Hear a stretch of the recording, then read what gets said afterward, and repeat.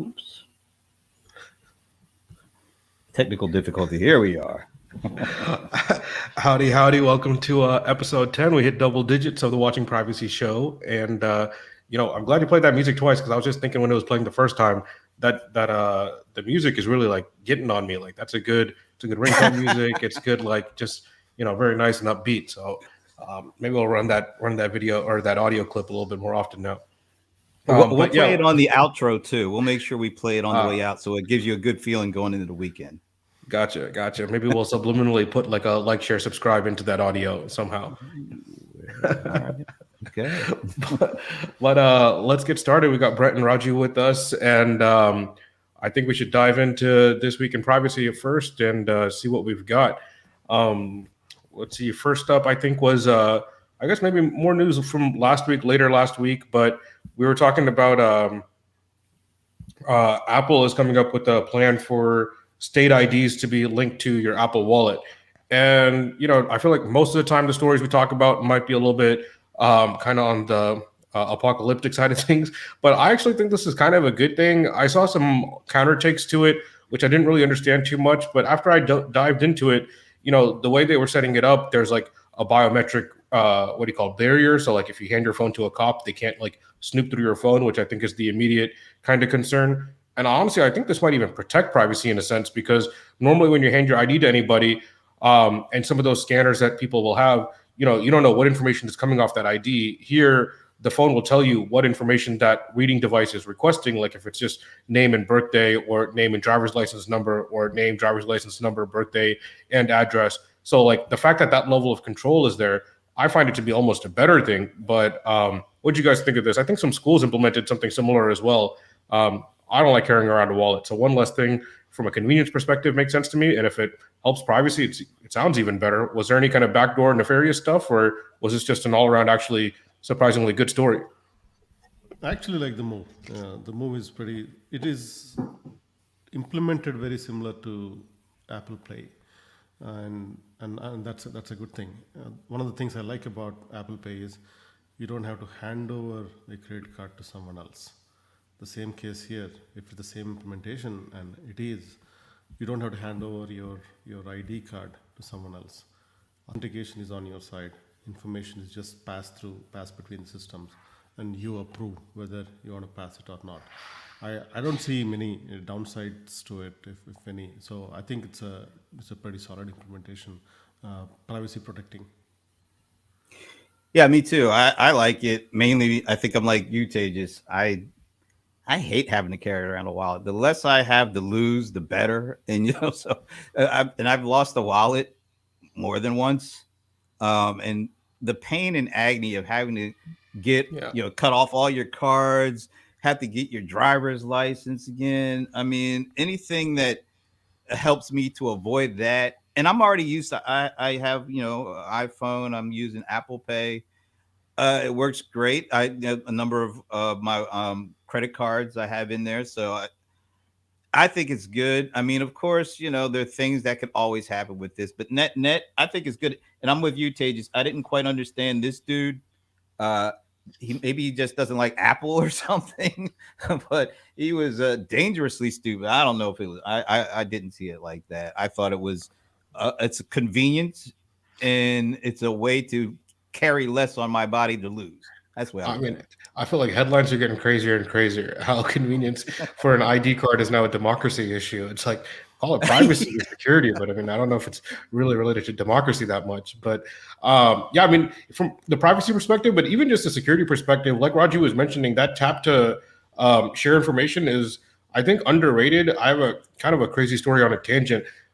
Me and a couple buddies went to New Orleans earlier this year for a guy's trip, and one of my friends was on Canal Street, which is like a busy downtown street, and used ATM that was on the street. To grab some cash before I guess going to dinner or whatever we were doing, and he left. Everything was fine, and then the next morning, he goes and checks his phone and figures out what happened, and it turns out the ATM machine that he used had a skimmer on it, and basically they got the PIN number, they got the credit or debit card number, and just drained the entire account. And because you have the PIN number, the bank wasn't really flagging it because it just, I guess, seemed decent. and all that could have been avoided if the tap to scan or tap to pay system was implemented. I've seen some ATMs, usually not the generic ones, but like the Bank of America, Wells Fargo, like the branded ones, they'll have that system. So even like if I grab cash out like the airport, I know the airport ATM in Austin has this Bank of America thing where you just tap your phone, it'll connect and automatically dispense the money. And so just from a security perspective, that tap to share and what do you call securely transfer that information is a big value add. And then the privacy edition on top is I think just gravy. So yeah, I thought it was pretty decent overall. Nothing really that bad that I could see from it. And if it forces the states to redesign their ID cards a little better, that's always a cherry on top. Yeah. But if you play it out though, and that's what kind of is something that we should watch for. Now, let's say Apple does it; they do a good job security-wise and whatnot. People are comfortable putting their ID card on the phone. Now, there comes surveillance companies where tapping into that potential of people being comfortable or putting their ID card, and they ride this particular wave. And instead of saving it on a secure enclave on the phone, it's saved in the cloud, and who knows what happens with that. That is where it becomes crazy. Apple definitely did a good job, but there is going to be a ripple effect here where how will other companies benefit or try to benefit from this implementation, because the perception from a user changes to it being okay to put your ID card on the phone. That is something worth watching for. Yeah, maybe one of you guys know, but you can do Apple Pay from your watch, right? And so Yeah. if like your card is linked to your phone, is that card also linked to the watch individually and stored separately at the watch level, or is it all just reading from the phone and that's kind of how that information is getting transferred to make sure that it's like on device and not like cloud stored? You have any idea, or I never enabled it myself. So can't get in trouble if you don't enable it? the thing is, you have to add an extra pin to enable Apple Pay. And every time you use your watch, if you have to enter the pin, then what's the purpose? Yeah. So I kind of skipped it. Yeah, I mean, it's not too much to ask to pull your phone out when you want to pay for something. Yeah, I feel like that might be a little too James Bondish, doing one of these numbers. I just use the phone. Here it is, dude. I don't need it to be like, all different kinds of ways to do it. Phone is fine for me. I haven't tried the watch, although I do have the watch. Yeah, It's I mean, not too much. go ahead. It's not too much a workout to pull your phone out of your pocket. Especially to pay for something, that's a good thing, right? You don't want to like tap your watch on something or randomly like have your hand scanned by something. At least if it's on your phone, it's a little bit more proper. But let's see. Next story that I think was probably arguably maybe the biggest of the week, or at least got the most press attention, was about ProtonMail. And so ProtonMail, for people who aren't familiar, fairly, I would say, not even fairly, I'd say pretty extremely privacy oriented company. And they kind of got dragged a lot by a lot of consumers about privacy concerns because they had I believe some French activists that the police were after, or the government was after, or whatever. And because ProtonMail is a Swiss company, I think the French authorities pressured the Swiss authorities to like make some kind of legal action to make ProtonMail give them some type of information, not necessarily content of like emails or anything like that, but I believe some like metadata type information. And then ProtonMail came back, and to their credit, I think they're a pretty transparent company. They had a big blog post about why exactly they were compelled to do something, what's going to change in the future, why they reworded their stuff. So in general, I think they got stuck between a rock and a hard place. Government was pressuring them. They were at least transparent about it, and at least they made an announcement. I can't imagine other large email vendors making similar announcements whenever these kind of government stuff happens. And so, yeah, I mean, there was, I think, a lot of outrage, maybe rightfully so, but I think they did the right thing by trying to address the concerns head on. And I thought it was pretty compelling. I didn't really see too much, shadiness from them. What did you guys think of this? I didn't dig deep into it, but in general, when the company is protecting user information genuinely, and they are very open, that's a very, very good sign. And we also have to understand that a company has to operate by the law of the land. wherever they operate in, which means, in cases they will have to expose and share some information. The other alternative is, you'll be forcefully shut down and the information will be taken anyway. Again, the loss of the land will take precedence there. I think those are things that you tend to ignore when we discuss about privacy, information sharing, and whatnot. You can certainly make a stance, but end of the day, if laws force you to do it, then there's no way around it. So we have to understand those implications across the board. I actually think Proton handled it about as well as you could. The French government came to the Swiss government or police and then kind of compelled them to do it. And then what did they do? They made a policy change. Here it is. We do not keep any IP logs. So they actually responded. And then the other thing they kind of I thought was really interesting is, they brought Tim Berners-Lee on their advisory board. So, and he's pretty well known for creating the web, but also around these privacy issues. So I think their response to the situation was very good. They were compelled. They made a policy change. They brought on a leading voice, not only in privacy but in the web in general. They handle about as well as you could expect. So I give them a lot of credit. Yeah, actually, one thing I stumbled upon during the story that was kind of just a nifty tool in general. There was something called the Open Terms Archive, and it's basically like this GitHub repository that like tracks changes in privacy policies and terms of conditions over time. So basically, every time there's a change to a web page, it'll mark it as a Git commit, and you can see like what text changed. And that's how someone noticed that ProtonMail even changed their policy to explicitly say, if Swiss law compels, then we can basically, if you're breaking Swiss law, ProtonMail can legally be compelled to, or I guess under obligation, not extended to the VPN. But it'll show you the red part that got cut out, the green part that got added, and kind of nifty to see the evolution of certain terms and conditions over time.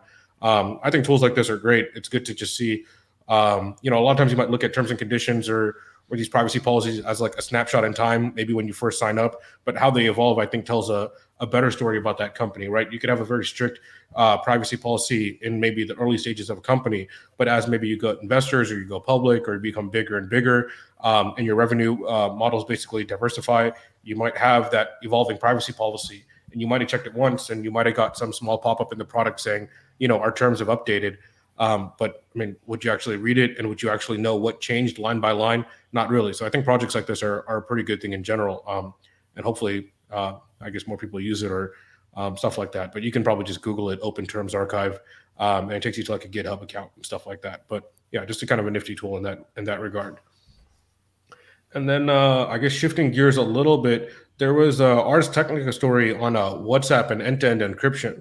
And I think we touched on this maybe a couple weeks ago, but not a good story at all, I guess, for WhatsApp.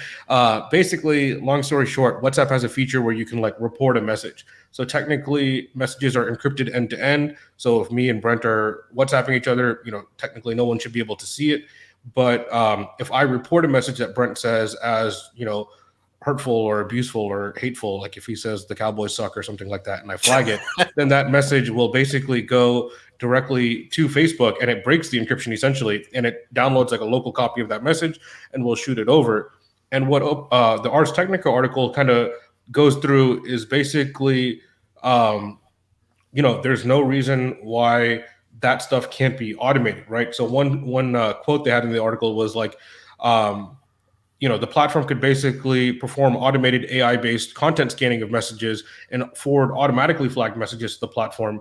And so, at that point, you don't really have end-to-end encryption. If the service can just duplicate the message unencrypted and share it with the service, it's not end-to-end encrypted. Or I guess technically it is, but you're just making a copy of unencrypted data at that point, which kind of defeats the entire purpose. So, that's bad. And then this thing that Brent has on screen here is kind of wild, because most people think of end-to-end encrypted as like you can't see message content, which is fine, but then there's metadata associated with each one of these messages, and that's what's crazy. So this story from I guess 2018, I think it says, a whistleblower at some government department said some stuff, and the FBI was able to detail that they exchanged 70 messages between these hours. And so that type of information is still available, even if it's encrypted. So, that's kind of a bad situation. But I think it goes back to the thread we pulled on a couple of weeks ago, just about what really is end-to-end encryption and how are people trying to work around it. And, is it maybe just going to be a commodity term that sounds good, but may have a lot of backdoors in it in the future? What do you guys think? The messaging is encrypted, but the metadata is not. I mean, that's a big point. A lot of people tend to ignore that piece. I think that is a critical part out there. So the metadata is essentially how you fingerprint the user. So even you do not know what they are saying unless it's flagged. But when they're saying, with whom they're saying, where they're saying it from, all that information is metadata that is captured.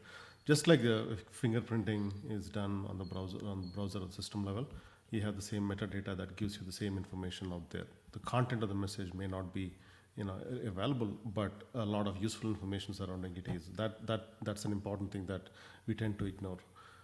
Then there is another aspect that really stood out for me from this story is whenever a message is flagged, it's not like WhatsApp team is, or they have a moderators or whatever reviewing it. That was outsourced. I think it's Accenture that is doing it. They have about 1,000+ people working on it. Now, how are the agreements between these? It's the core privacy aspect outsourced to someone else, and who knows, who other vendors they have outsourced it to. That's a little scary to me. I don't have anything else to say because you guys covered it. It's every week, and let me go back to that metadata thing. Metadata is just as kind of as crucial as the actual data itself, and a lot of metadata is being used to piece these things together and find out exactly who we're talking about, and that's where the data brokers, that's where they make their money off of metadata, being able to use any piece available to connect the dots and then sell the data. So, and that's really likely what nice. will happen here, Brent. As you said, now it's outsourced to Accenture, right? Here is how it will play out in the business world. Accenture now has expertise on moderating messaging content. They will offer similar service to other vendors with messaging platforms. So now they have collected metadata across platforms, and they eventually become a data provider, data broker, or whatnot. This is how things typically play out in the business. I'm not saying Accenture does it, but this is how, when the core part of the service, like privacy, is outsourced to another company, and they will try to make money in alternative ways. And this is how this is where a lot of abuse happens. Yeah, and you can bet anything that even from the Facebook angle, or arguably like Google or any of these big providers, they don't want to pay Accenture any more than they have to, right? So Accenture is a stopgap, right? You're going to keep innovating on these AI tools to automate as much as you can and minimize the reliance you have on them. You have them because you need them, but your whole point, or I guess you're going to optimize for revenue, and that's a cost structure that can be minimized through engineering. And so the more they try to automate it, they try to apply some AI and ML type activities on automatic flagging and stuff like that. We see how it's kind of gone bad. I mean, Twitter's had a couple bad examples. Facebook's had a couple bad examples where like some articles or stories or whatever will automatically get flagged or not get distribution or whatever. And so it could lead down a pretty bad path. So on one hand, you do need the people to moderate it. On one hand, they don't really want them there because it's just an extra cost. But yeah, in general, I think it's it's not good. I guess that's a short way of saying it. That also probably gives Facebook another layer of protection. They blame it on someone else. And 100%. right? We have seen that, I guess in a different industry, in the automotive industry, you've seen that where GM blamed it on LG for their batteries burning. So these things is someone else, but they should be doing it in the first place, right? The same thing, the privacy should be done. This blame game happens all the time in the industry, but that's not the primary reason.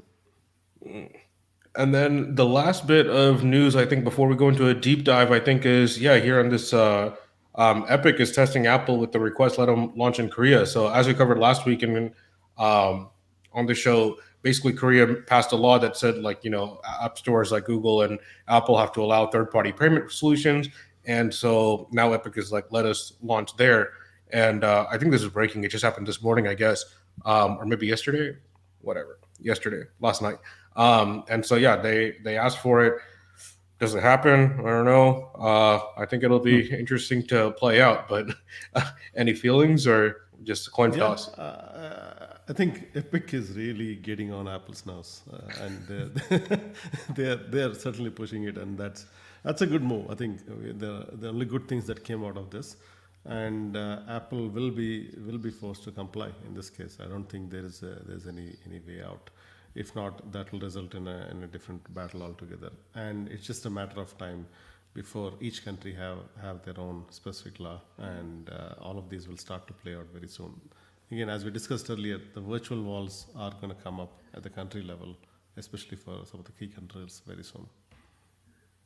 Yeah. I just think it's funny.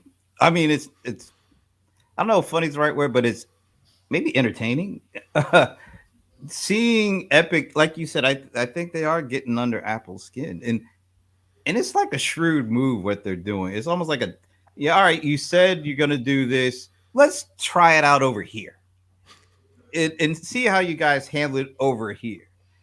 And if you don't handle it the way you said over here, then what are you talking about here? And so I think Epic is and you could probably guess that there's a lot of folks, little guys on Epic's side, saying, "Yeah, Epic, go Epic, do whatever you want to do, Epic," because this could be a significant piece of the puzzle if Apple. I don't even know how they're going to handle it. To see how they handle it, I think that's the key. We'll see. I have no idea what they're going to do. They'll be forced to. I think otherwise they'll be violating the local law, and I think they'll be forced to. Yeah, I mean the crazy thing is like we're treating Epic like it's some like David and Goliath, and Apple is the big company, but it's not like Epic is a small company. These guys pull in billions a year, but like relatively, they are the like small player, and so it's like this big company that's just not as massive as Apple is fighting on behalf of essentially all the actual little companies out there. So I mean, kudos to them. At least they're keeping their foot on the gas and basically annoying them at every level. And hopefully it works out and we'll get some, I guess, some options. That's always good. But what if Apple says, all right, over there, because of the law, all right, I guess we got to do it, but doesn't do it over here? That's kind of what I'm curious about. And what how would they handle that if they said, well, we're open over here, but not over here? And that's likely. I think that's what's going to happen. Yeah, that's going to happen. That's likely where it's going, and every country will now try to raise that. And actually, all of this, if you go step back, why is it occurring? Why is it occurring? Right? To some extent, Apple has gotten greedy, and that is the key reason. They should have cut the commission from 30 to 15% or whatnot when it has gotten profitable, and that's a result of the duopoly between Apple and Google. And that kept the prices up, and it's a good massive profit generator. But at some point, if you don't readjust the prices based on it, then you'll see a pushback. And Apple, I believe, during this entire episode, lost a lot of trust, and that's an important thing. There are a lot of withdrawals of trust from Apple's account because of this, because a lot of things were uncovered internally, the emails that flowed between them, so those are, I think that Apple, you may not put a number there, but that is something that Apple has lost during the process. And if they make moves like this, this will go downhill. Yeah, I mean, I guess it's probably just like an Apple's like company ethos to like, I guess like keep the foot on the neck in general. It's not like you're short of money, and it's not like you're not growing and doing well. It's like a little bit of goodwill would probably go a long way. But either it's shareholders or whatever drives them to like, basically be profit maximizers, which I guess they kind of have to, but it's just kind of like maybe a sign of a larger broken system. You have like 100 billion in cash sitting around, and you're like out here nickel and diming people for like 30% to like a brand new developer just trying to make it. It's like, come on, man, like let's like do the bigger good. But I guess we'll see. I mean, luckily the Koreans will be able to play Fortnite on their phones and all will be well. But I guess, I think that's a pretty good segue even into our actual deep dive topic on the Apple thread, because, like a lot of this tracking stuff we've been talking about has been really driven around like phones and maybe computers. But I think the wearable market is, and I'll use wearable in a loose sense of basically everything that's not a phone or a computer. The amount of tracking that's happening there is honestly, like, I would say, exponentially growing. And so even recently there was this article that's on the screen here about how there's a lawsuit saying Siri and Google are listening even when they're not supposed to. Um, like I think Google, Apple, and Amazon, all three of these virtual assistant people, I think they pretty clearly say in their terms and conditions that they only start recording when like they're activated. The thing is, like, the activation mechanism, I think, is a little wonky. I've had plenty of times where if I'm at like my parents' house and they have an Alexa in their house, they're watching some TV show and it might just like light up and like think something, it heard its name, right? Even though it really didn't. And it was just the TV talking. And so it's like, well, if you're just getting triggered all willy-nilly like that off of random TV phrases, then, that could happen a lot more and you would have no idea. And so I think, I guess, I don't know. It's hard to believe because, I mean, I don't think they would just straight out lie about what they're collecting. I'm sure there's some legalese in there about why, how they're collecting more information than they're actually saying. And I think that's just probably where the lawsuit's going. But they usually are pretty clear about we only listen or record if you say the wake word. But there's got to be something else to it, I would imagine, just because I don't think they've earned our trust to believe otherwise. I guess the key point is, do we have control on that data? Number one, whatever data they've collected and stored out there, as a consumer, can we go into our account, look at the history, the recordings of the voices they have captured and uploaded, and do we have an option to delete that? I don't believe so. That's the first issue. The second issue, can we turn off some of the aspects or disable a few aspects out there? Of course, you can turn off the entire, Siri or Alexa out there. I mean, in my case, I've turned everything off. But what more fine-grained, granular control you may have? That'll be helpful out there. But to me, the first one is critical. First one, where ability for me to go back and delete it and make sure that I can tell them not to share that information to someone else.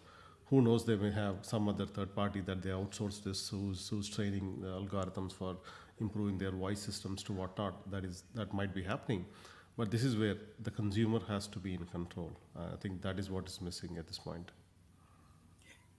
Is the consumer in control? It doesn't feel like it. And if, there's so many ways for your data to escape, and so many companies that have, their hand in your data, it doesn't feel like there's any bit of control. And I don't even know if we know how much of our data is out of our control. It's way too early to even speculate, but it feels like, what's going on. Let's say that maybe, this technology is still relatively new, and maybe even some of these folks that are making the technology don't know exactly how this stuff, it works, or at least doesn't know enough about how it works, or didn't think about the ramifications of if it works the way they thought it would work. And I think there's so many unanswered and unknowables that it's pretty easy to say that the data is out of control, out of everybody's control. It's out of ours. It's even out of control of the technology folks, because they don't know what kind of federal policies are going to be made and what's going to happen with that data. If a policy is made that affects the way that they do things, there's just a whole bunch of unknowns here. And to see these kind of stories just makes you feel a little less comfortable about using some of this. Yeah, I know the Amazon thing. We were chatting the other day, and we tried to do like a data request from Amazon. I think I submitted it on maybe the 5th on Monday or on Sunday or something like that. I think Brent did it a couple of days ago.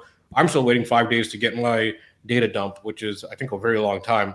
But I saw a Twitter thread, which is what inspired me to get the data dump, where this lady had like gotten her downloaded information from Alexa, and it's like a folder that has every single recording, and you can play the recording, and the recording starts like maybe a second or two before she says Alexa.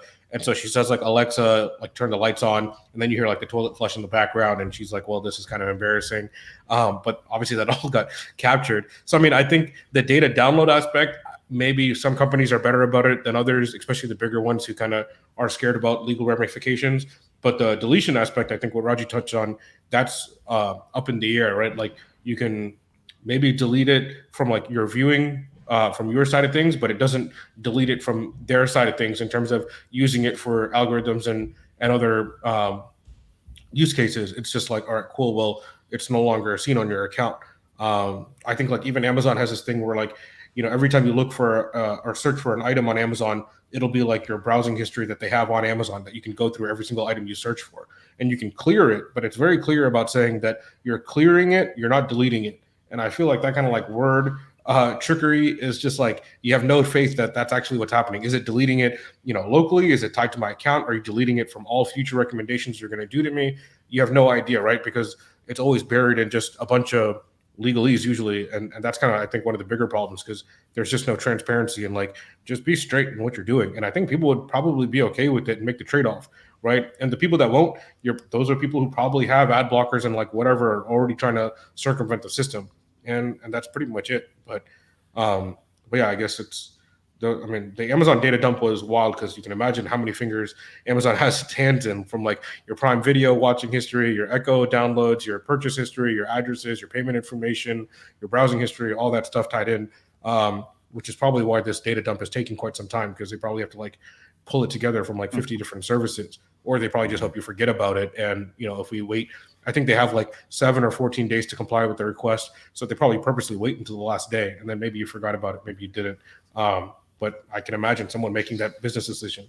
If you send it right away, then, when you're requesting it, you're angry, you're going to go through it. But if you send it 7 days later when you're busy on like a Sunday afternoon, are you really going to go through it?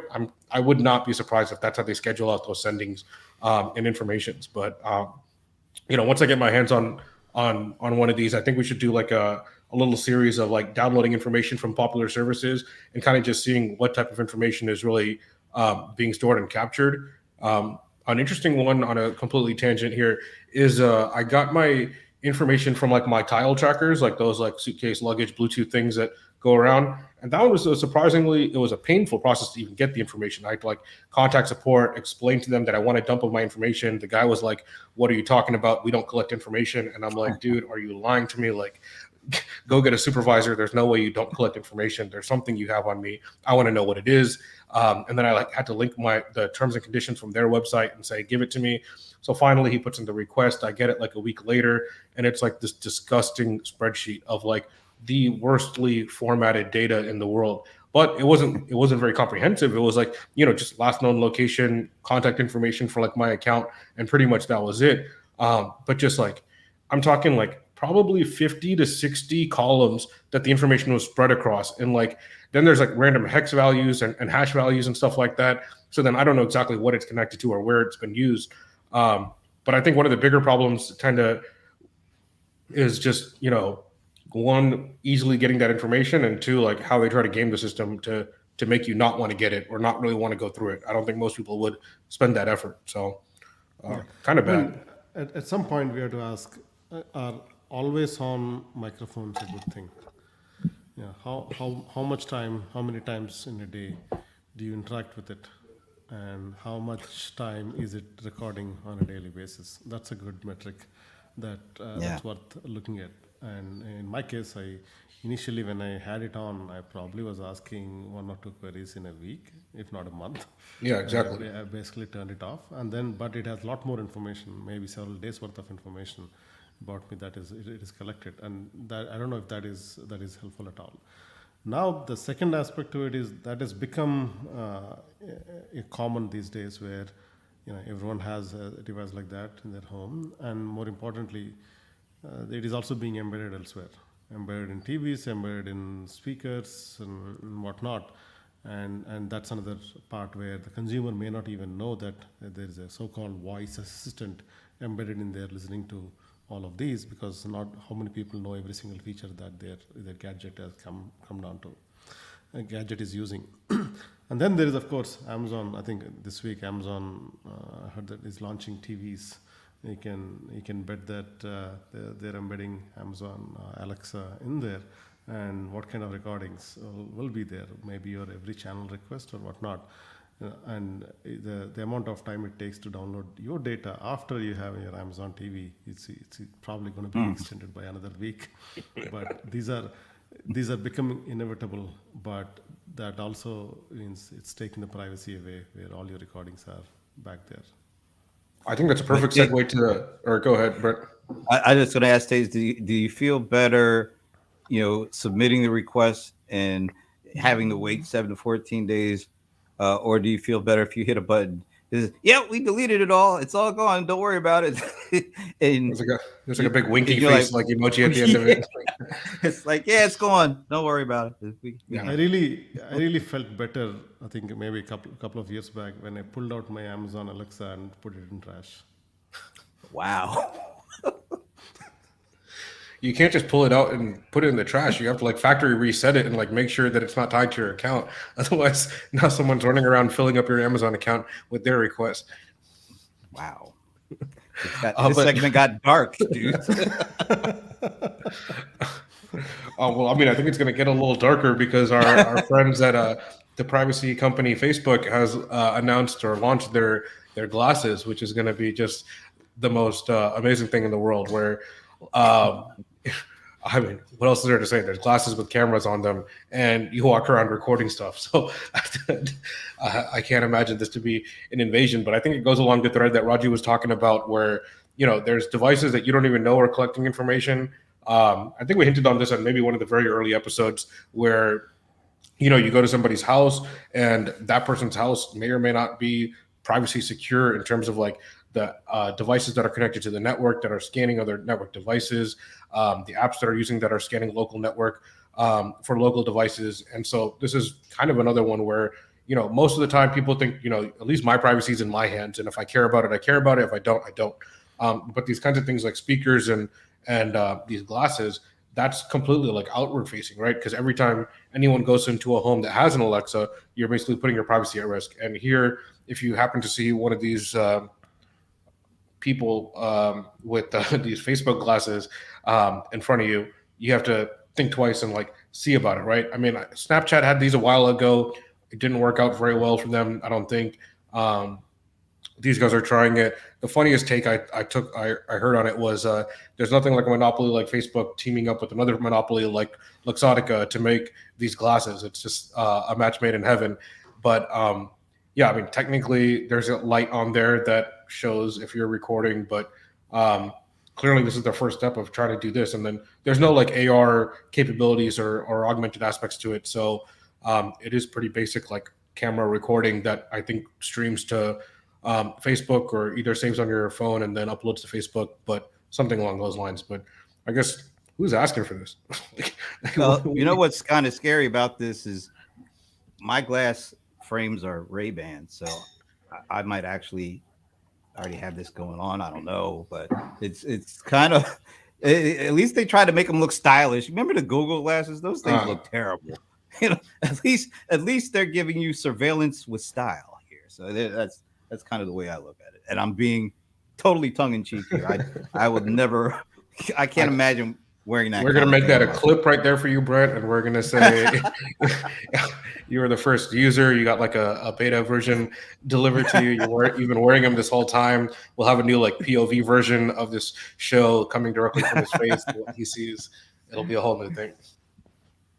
Thanks. I mean, if you remove the privacy surveillance and that part of it, there is I see the cameras embedded in glasses as a good feature in a very good segment, small segment. Like if you're snowboarding, you're wearing glasses, and instead of putting another GoPro on there, if it is embedded, then it works in that particular very context out there. So long term, I think GoPro-ish use cases make sense, but not in a common case where you're basically walking around with surveillance glasses around and recording other people. So having your camera on your glasses is very similar to someone embedding a tracker in the website. You're doing it, but the purpose is to get someone else, track someone else, record someone else. And that is the scary part. And the other person may or may not know about it.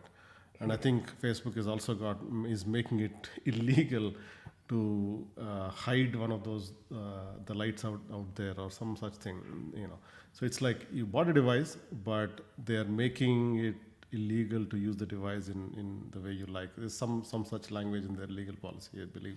There Well, is a they don't want you interfering with their data surveillance going on. Yeah. Oh boy. Yeah, like covering up the recording LED was like a violation of their terms and conditions, which I guess is good. But then it's like, how does Facebook know you covered up the thing? Does that mean that there's like another light sensor that sees if the light sensor is even on or like shining enough to show? So not very good. But I mean, AR VR is kind of like Facebook's, I think, big bet into kind of diversifying between Oculus and this, and I think The they'll double down. metaverse. But yeah, the metaverse. I mean, in general, I think AR type stuff is a little bit more interesting than just this kind of recording. Like Roger said, those kind of GoPro replacements, and the fact that GoPro really hasn't innovated, I don't think, in years. They're on like version 10 of the exact same looking camera that hasn't really improved in a lot of ways.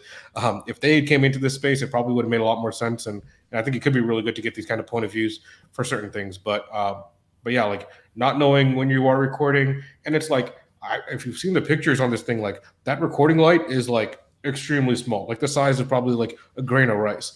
And it's like, all right, cool. You're in a big like open area and someone has it on. Do you really know? Do you not know? Is that any different than someone like waving their phone around?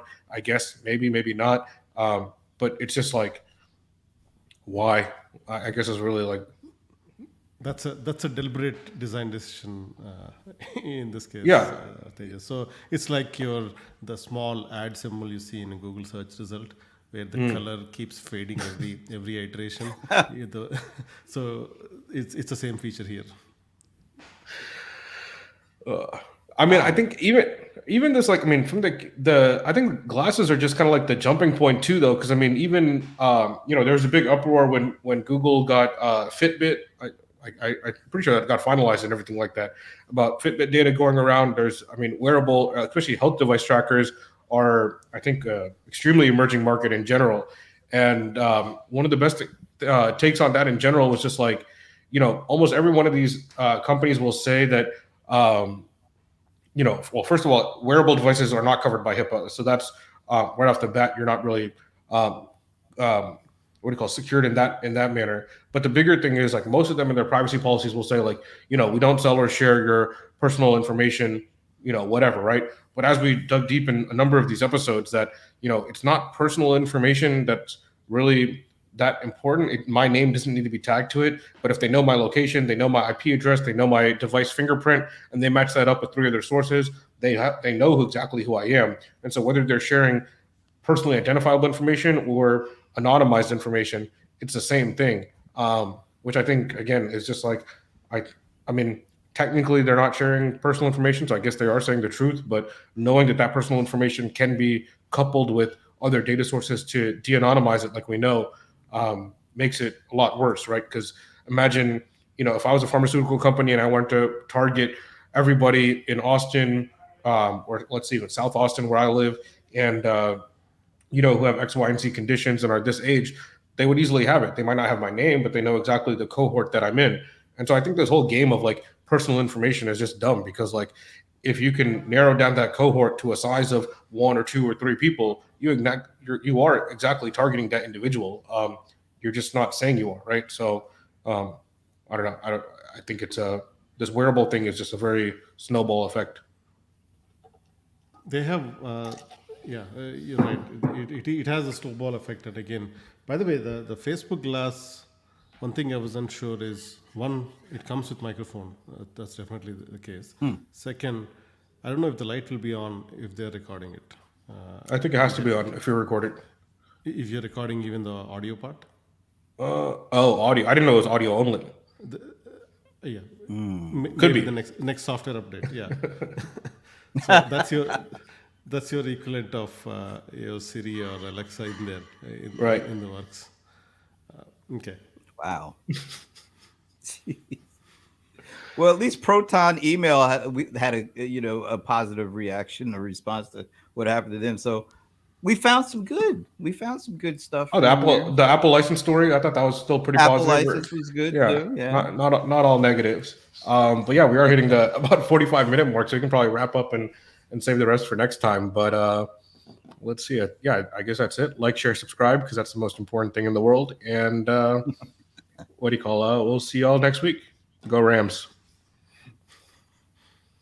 Oh, hook 'em horns. Did I do that? There we go.